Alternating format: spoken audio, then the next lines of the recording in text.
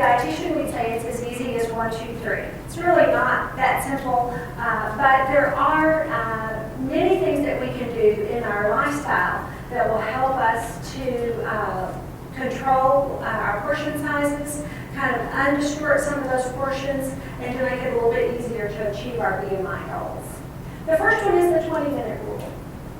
It should take you about 20 minutes to eat a meal. A lot of times people say, I only get 10 minutes at lunch. People say, if you're going down to get something, you better be back here in 15 minutes. We're going to get really busy. And so sometimes we're really motivated by work or by family constraints or getting kids to soccer practice or getting kids here or there that we need to eat fast. But research tells us we need about 20 minutes to eat a meal because that's how long it takes your stomach to tell your brain that you're satisfied. A lot of people say, I've eaten, my plate's washed off, it's in the dishwasher in 20 minutes. And to that, dietitians will say, you need to slow down. You need to chew your food thoroughly. You need to eat conscientiously, and that might be turning your favorite TV show off because we sit in front of the TV and we go like this, and we look down and we go, oh, I ate my food, I didn't even realize that. Put your fork down in between bites. And also to take a break in the middle of eating, and we call that a mid-meal pause. And sometimes you might put your fork down and say, you know what, I'm really not that hungry. I'm going to go ahead and put this in the refrigerator. I can have this for lunch tomorrow, if you'll have that mid-meal pause.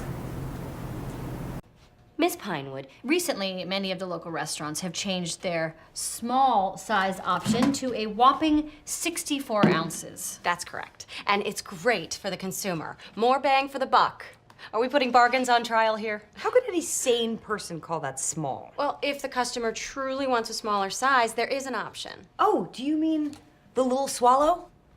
Does anybody buy that? Some girls buy them for their dollhouses, but they're not very popular. I mean, for only a nickel more, you get 64 ounces.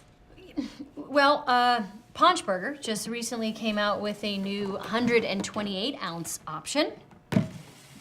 Most people call it a gallon, but they call it the regular. Then there is a horrifying 512 ounce version that they call child size. How is this a child size soda? Well, it's roughly the size of a 2-year-old child if the child were liquefied. It's a real bargain at $1.59. I'm sorry, Miss Pinewood, but why would anybody need this much soda? It's not my place to speak for the consumer, but everyone should buy it. And this shows you just a little bit, those of you who haven't had a chance to watch Park and Recreation, it's a cute little sitcom, and they're always talking about fitness, and they work in the Parks Department. But I brought some of these visuals. These are actual cups that I have received over some of my trips into convenience stores. This is a 44-ounce drink. This is a 32-ounce drink. This is 8 ounces of milk. And this is a food model we use over at Outpatient Therapy. And patients, first of all, want to ask if it's real, and I say no, it's pretend. But who has glasses this size? Maybe if you inherited them out of your grandmother's cabinet, might you have glasses this size. This is 4 ounces of juice. This is what we call a serving of juice. This might be a jelly jar glass. If your grandmother ever collected jelly jars, this might be what your grandmother drank juice out of. If we go to a restaurant and we order juice, we are at least going to get 8, if not 12 ounces of juice. And exactly the reason why I showed you this video clip is so much of this portion distortion that we talk about has happened with restaurants. Because restaurants say, how can we give people a perceived value of their food? How can we increase our prices while making people feel like, wow, I got a deal? What they do is we increase serving sizes. We make drinks larger. When I was a child, if I got to go to a restaurant, you got one soda, there were no refills. If you asked for another one, they charged you again. And your parents would never let you buy 2 sodas because they would have to pay for them. So we were much more used to getting one single serving and not this unlimited, bottomless refills of drinks. The reason why I show you some of these examples is this energy drink. If you read the label on this, it says there are 100 calories per serving. Who wants to hazard a guess how many servings Monster tells you is in this drink?